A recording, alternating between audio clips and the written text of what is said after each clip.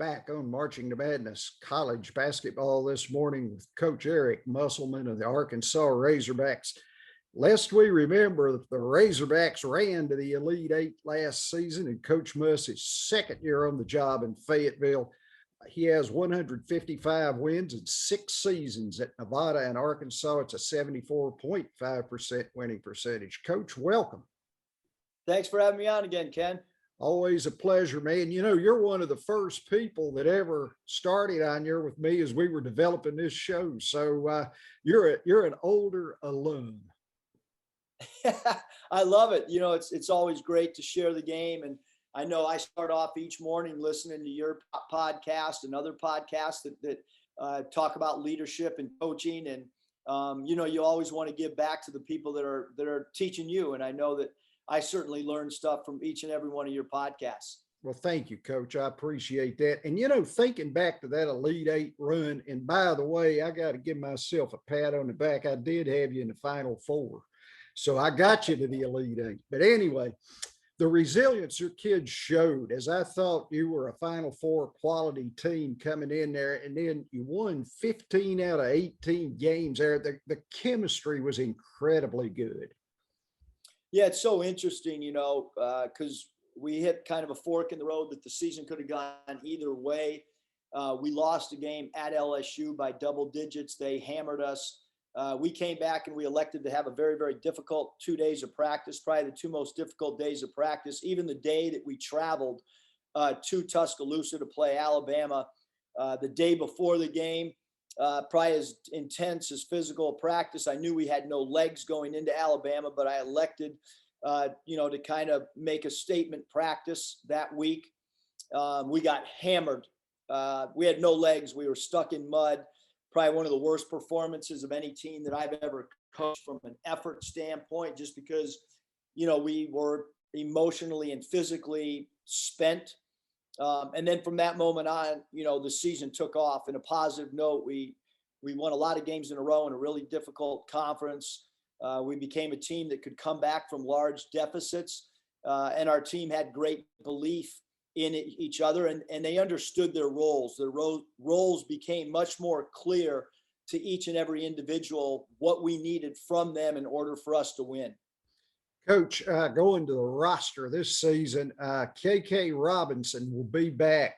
I was just curious about, number one, his rehab. And then the second thing is Devontae Davis is there too. So even with the transition, you have these 2 kids who've been in the program. JT Notae made 56 threes for you last season. Your backcourt, you're going to have like some experience there to go with younger kids. Yeah, no question. Obviously, you brought up Devontae Devo Davis, a guy that can really beat people off the bounce. He's incredible in transition. He's one of the best defenders in all of college basketball. He's a multi-positional player. He can play with the ball in his hands off pick and rolls. He's an improved shooter. And then JD Notae is just an incredible creator. He can bust plays and get his own shot. He can get a shot for himself, late shot clock. He can get a shot for his teammate. When defenses do a good job locking up the other 4 teammates of his. And then KK Robinson, he had a serious injury. He tried to play through it. Once it came to the forefront that it was really bothering him, you know, he had surgery. It affected him even at the beginning of this offseason when we started our offseason 8 weeks that we get with our guys. He was, you know, at the beginning of it, he really couldn't go live. He was held out of a lot of stuff. Now, the second part, the last 4 weeks of our summer program, KK's done a great job. He's been able to get out with his teammates. He's a really good leader. He's a confident young man, and he battled back through a difficult injury. And everybody in the building has incredible respect for KK, both his toughness and his on-floor leadership. You're adding 2 veterans, actually 3 there in the backcourt. Chris Lykes, who's just a spark plug, a firefly with a basketball, if you want to say that. Au'Diese Toney coming in from Pittsburgh, and then Stanley Umude is a good talent too, I think, from South Dakota. Yeah, so Stanley provides he played for one of my best friends, Todd Lee at South Dakota. Todd Lee's an incredible coach. He's a great X and O coach. He's extremely disciplined. So Stanley comes from a program that understands a lot of defensive principles that we also have from a man-to-man perspective.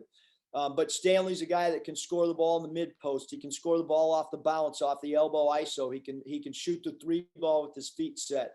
And then you mentioned Chris Lykes. He's a dynamic player who plays as fast from end to end as any player in the country. He's got to continue to improve as a defender, although we do feel he's going to be able to jump passing lanes and try to ignite our fast break. And he's another guy that can score when the shot clock is winding down. And you always want players that can do that can, when the plays break or late shot clock, that can just go one-on-one, and Chris can certainly do that. And then Au'Diese Toney's a guy that's a multi-dimensional, can play the 2, the 3. If we want to play small ball, can play the 4.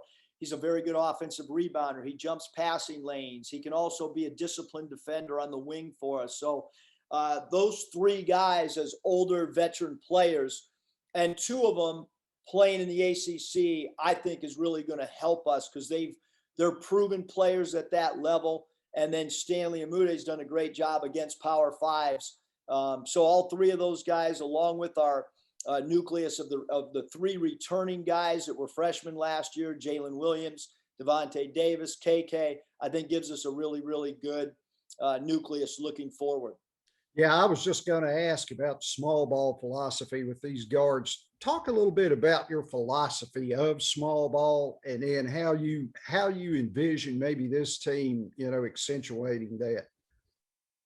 Yeah, I mean, we felt like we were really effective at Nevada playing. Small ball to me doesn't necessarily mean you're small 1 through 5. For instance, at Nevada, we were one of the tallest teams in the country at the 1, 2, and 3 spot when we had Cody Martin, Caleb Martin, and Kendall Stevens. But we were small at the 4, 5. We were small in year 1 at Arkansas at the 5 when we had Adriel Bailey at 6'5.5" playing center, but he was able to outreact people. We played a lot of times Mason Jones at that power forward spot. So we were small at the 4 or 5, but we had good size with guys like Jimmy Witt and Isaiah Joe in the backcourt. So when we go small, we also like to have good length in the backcourt positions to defensive rebounds. So I think that when you go small ball, there's got to be a rhyme and reason. You've got to have a pattern for what you're going to do. And if you're going to lose some rebounding and shot blocking, you've got to figure out how the makeup of your basketball team is going to make up for that. And whether it's taking charges at the 4 and 5 spot without rim protection, but we also feel that our roster this year allows us the possibility of playing big as well. Connor Vanover at 7'3" started the entire season for us. Also started game 1 of the NCAA tournament, and then going forward, game 2 and on, we elected to play Jalen Williams as the starting center. So we do have flexibility from our roster standpoint. Trey Wade is another guy that gives us flexibility if we want to play small ball. He's kind of our version of Draymond Green, so to speak, with how GSW, the Warriors, utilize him. So a lot of flexibility, but a lot of things that we've still got to clean up with so many new faces. We are working hard. We do have great team chemistry right now. Team chemistry, though, is only tested when the coaching staff divides up minutes and shots. That's when your chemistry becomes really tested. It's easy to have great chemistry in the off season. Yeah, Trey Wade, I was going to mention Wichita State transfer comes over. He was one of the leading rebounders on the Shockers last year. Yeah, Trey's a guy who outreacts people. He can play the 3 or the 4.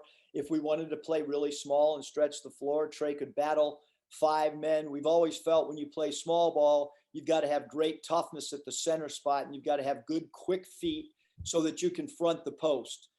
So physicality, seeking contact, as well as keeping your feet active on your post fronts becomes extremely important when you want to play small ball.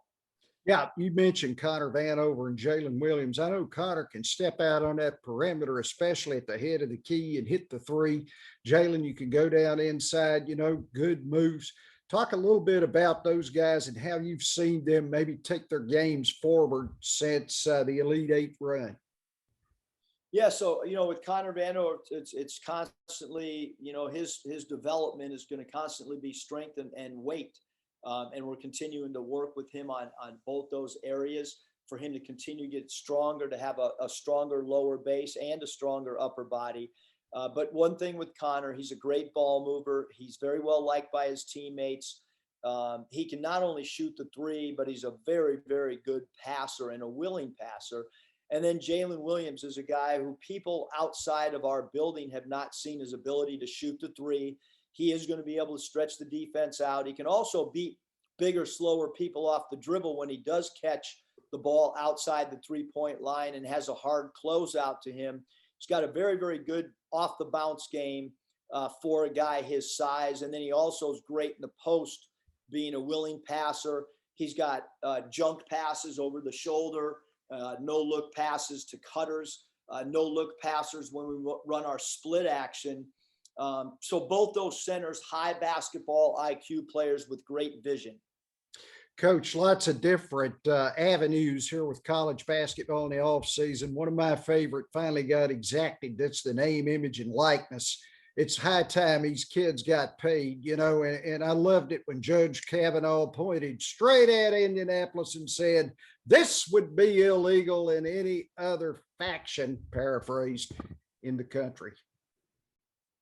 Well, I'm certainly happy that players can profit off their name, image, and likeness. I think it's long overdue. People have asked, how's it going to affect your locker? It doesn't affect me one iota. I've been, most of my career has been either growing up in an NBA locker room as a ball boy for my father's teams, or as a ball boy for different ABA teams before the ABA and NBA merged. So I've seen the dynamics from a really young age and I've been in the world where players make different amounts of money based on productivity and what they've done on the floor, based on popularity. I've also coached many a team where I'm the lowest paid guy in the locker room, where every player made more money than me. So as far as I'm concerned, we all have a job to do.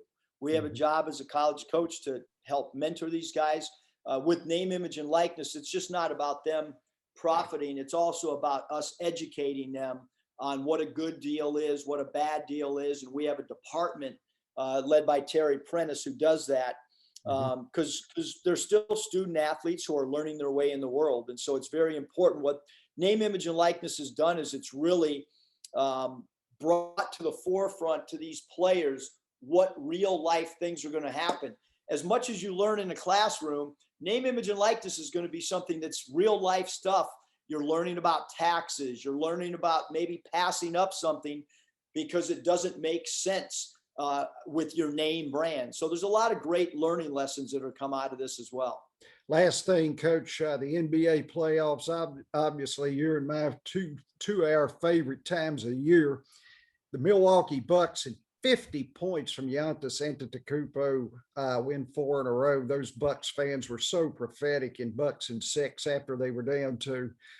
Anyway, talk a little bit about the Milwaukee Bucks, as I see you're rocking a Bucks t-shirt today. Yeah, 2 of the guys at our Nevada staff.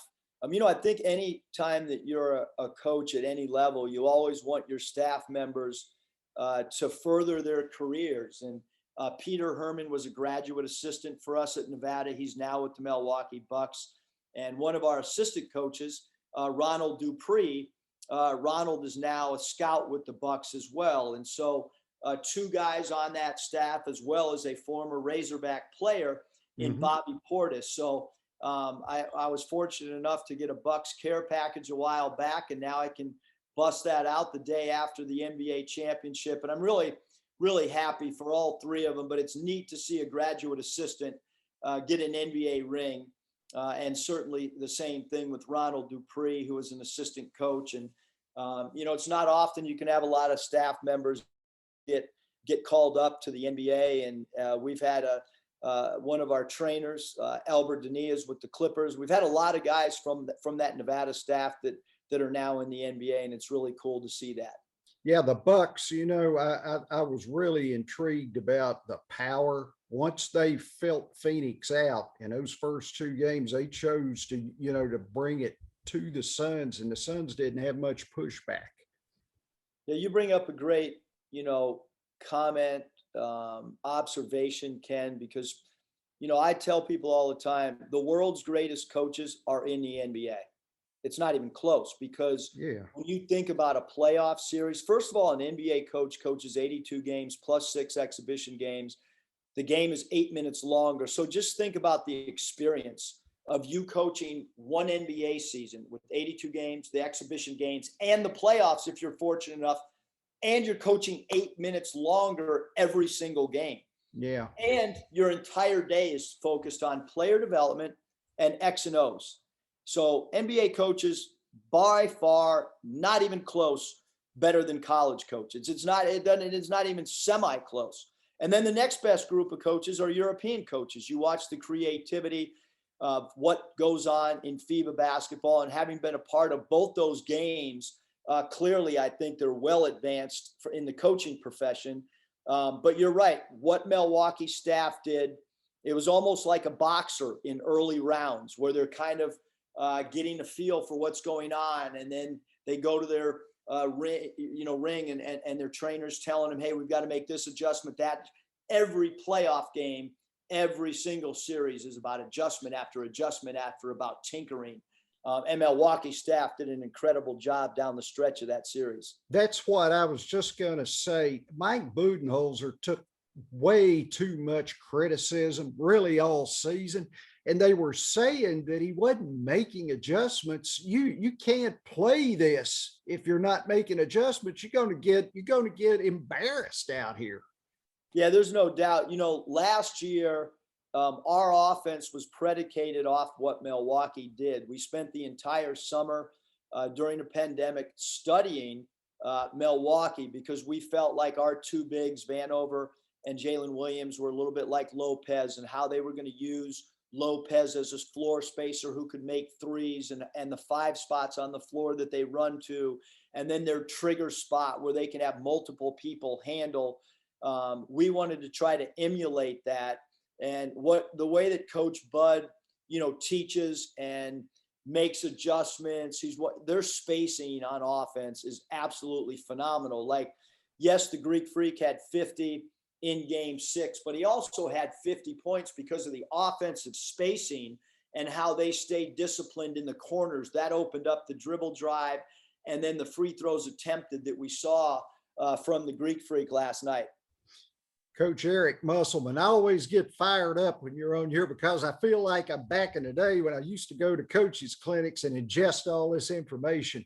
It's great having you on here, Coach, and I look forward to doing it again. And good luck to you this year. Thanks, Ken. I got one question. Is that a Raiders banner behind you? Yes, it is. I'm certain. Much respect. I was at the Peach Jam the other day, and I'm sitting with Coach Keith Smart, and he's having a conversation on the phone, and then he hands the phone over to me. He says, Coach, it's Mark Davis, the Raiders owner. I said, what are you talking about, man? So I'm sitting at Peach Jam for about 20 minutes talking to Mark Davis.